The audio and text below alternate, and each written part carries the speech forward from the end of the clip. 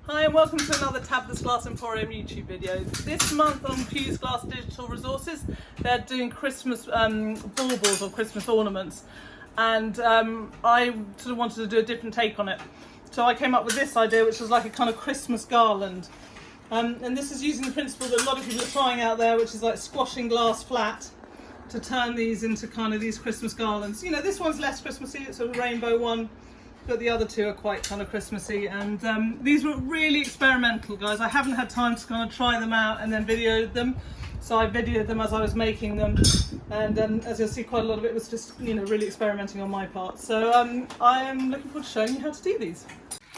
So I want to use some scrap glass for this project, and I wanted to do a pot kind of melt. But I wanted to do a very specific pot melt, sort of long and thin. So I've used some silk mat that I formed around these using the rigidizer and some pins. It's not going to have a great weight of glass in, so I think the ends are going to be fine. And I'm just going to create some holes or even slits down the middle for the glass to come out of here into a dammed area below.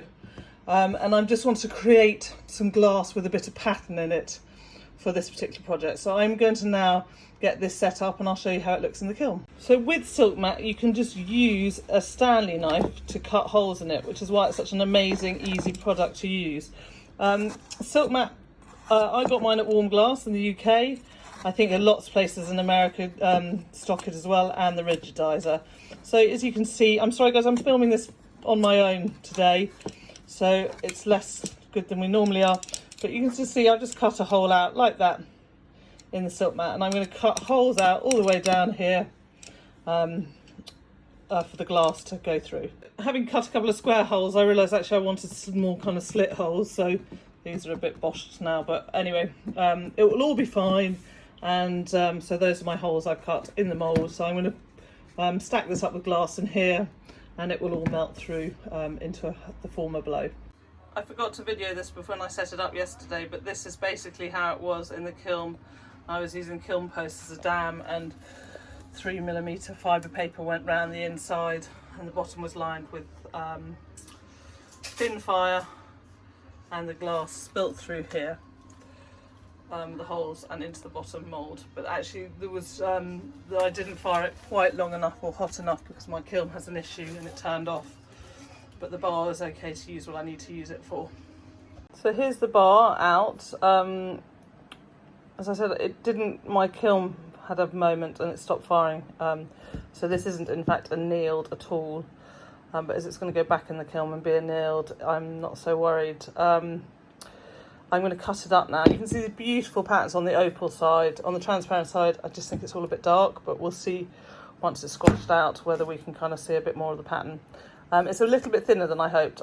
Because a lot of the glass got left in the mould, it's probably kind of that much thinner than I hoped. But anyway, I'm going to put it on the tassel now, cut it up, and see how it looks.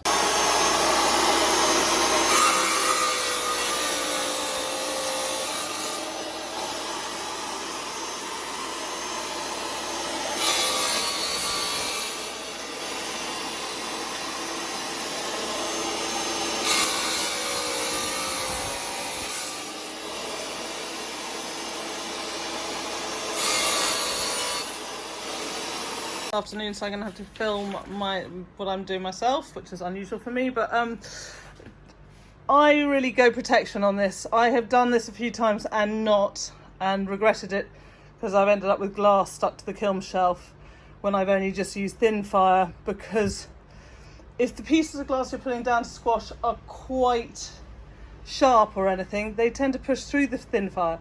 So this time I was just going to kiln wash, so I started kiln washing the shelves, and actually then I've gone, no, I'm still not happy, so I'm going to go with a piece of 1mm fibre paper first, and then a piece of thin fire over the top of that. Now I have managed to then reuse this setup. I've just put another layer of thin fire over the top and squashed again, and been able to use it quite a few times, as long as I don't mind a little bit of texture on my finished articles. If I want no texture, then I would have to do it new each time.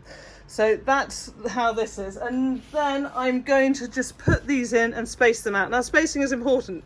You put them too close together and you end up with lots of nice marine or lots of nice things stuck together, like this happy little Mickey Mouse I made when I was doing Marini. Trying to get it focused on that. So you need to think about your spacing, and it's quite hard to know how much these will melt out and how far they'll go. So I'm going to leave a good bit of spacing between each one. I'm planning on putting 2 shelves worth in, one on top of each other. So I'll fill this shelf up. And the other thing to consider is, okay, this piece is thicker than this piece. So I always try and make sure I got my kind of thicker pieces at the edge so they're holding the whole kiln shelf up rather than the kiln shelf being a bit kind of wonky tonk.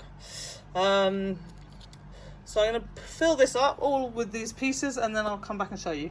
Here they are all spaced out nicely in the kiln. I hope they're all far enough apart that they're not going to squash together and I'm going to have with no Mickey Mouse effects. And now I'm going to put the next shelf on. So this is my next shelf. It's all kiln washed, freshly kiln washed, and that is going to go in the kiln wash side. Will go down into the kiln like that. I'm going to need both hands to do that though, so I'm going to stop filming. Now again, I'm going to put one layer of thin fire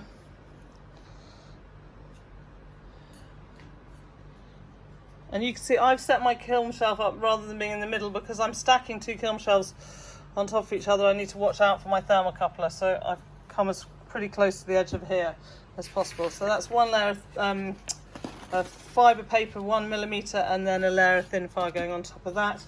And then I'm going to put my next layer in of the transparent colours. So here they are all spaced out, and I have a freshly washed kiln shelf ready to go in face down on top of these. Now this is going to make everything quite close to the elements. Normally I take this up to a higher than a full fuse. So the temperature I will show on the firing schedule at the end, and I probably normally do it like 350 per hour, but because this is going to be close to the elements and I don't really want to risk my kiln shelf cracking, I'm going to go a little bit slower than that today, and we will see how it all looks after it comes out. So I've got these out of the kiln and I've cleaned them up and sandblasted them. I sandblast these off because it's the only way I feel that I can really get the residue off nicely. But perhaps you can use a diamond pad with some water. So I think these came out really nicely and will be just perfect threaded together. But these, I don't know, I thought I didn't use that much dark glass, but I obviously did, and they are really, really dark. Even if I hold them up to the light, which is I had an idea that they could kind of hang in a window, they're pretty, but they're not that interesting. So I'm going to, with these, put them back in the kiln, put some little kind of Marini or dots on them, and then squash them again with some Marini or dots on, or I could tack fuse, but I'm going to squash them again, adding some bits on them for these ones. I'm also going to do another layer with some other bits using scrap that I'm also going to squash, but I'm going to show you that in a minute. So here are the transparent red circles back in the kiln.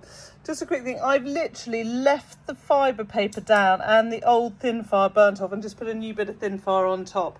I found that I can do this. I'm not, you know, the texture on the back of these may be a little bit bumpy, but I'm not 100% worried about that for this project.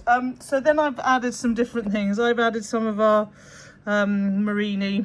These are our red and white Christmas bauble Marini, and then some frit, various different kind of reds and whites and greens. And I've also added a very small amount of this dichroic powder. I get this from Warm Glass in the UK, but I'm sure like places like AAE sell it in America. Very small amount of that all over that. Now, I have a kind of issue with this, and guys, again, I'm sorry, I'm on my own. Miller's on holiday, and I'm doing a lot of this filming on my own because I want to get you a video out before I go on holiday next week. These are a bit of a pig's ear. They didn't work very well, and I'm all for trying to make a silk purse out of a pig's ear, and I'm going to give this a go, but I'm still not sure they're going to turn out and be worthy of having anything done with them afterwards, but we'll see.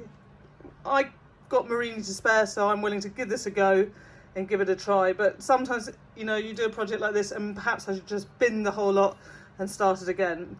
So I'll give this a go, but sometimes I would say, you know, it's great trying to make a silk purse out of a pig's ear, but sometimes it's just not possible. But I hope in this case it will be. Anyway, well, this is my bottom layer. I'm going to put another layer on top with scrap, and I'll show you how that goes. So this was the old kiln shelf that I had on top, which had this fibre paper and thin fire on top of it. But if I'd put it straight back on, that kiln shelf wouldn't have been okay to use. So what I did is I took another kiln shelf, so I'm going to put this one out the way, sprayed the underside of this, so this side sprayed, and then carefully transferred this over. Now I don't want to touch it much because I'm not wearing a mask now. When I transferred it over, I was. And so now this can go in on top of this, but I need 2 hands to do it. And then I'll put a new piece of thin fire over the top of this, and put some more stuff on here to squeeze. As I'm saying, this will leave a bit of texture on the underside of my pieces. I'm not so worried about that, and I'd rather reuse the fibre paper this time. But if you're going to do this, 1, be careful because fibre paper is not great for your lungs after it's fired, and be wearing masks. And 2, realise it will leave a bit of texture. So I'm going to give this a go, and I will show you what I mean about the texture after I fired it. So that now has a new piece of thin fire on top of it and is ready to put stuff on top. And now what I'm going to do is I'm going to do little mounds of scrap. Little mounds of a bit of scrap, some of our scrap vitrigraph, just little mounds of scrap. And we're going to squash them flat and see how they come out.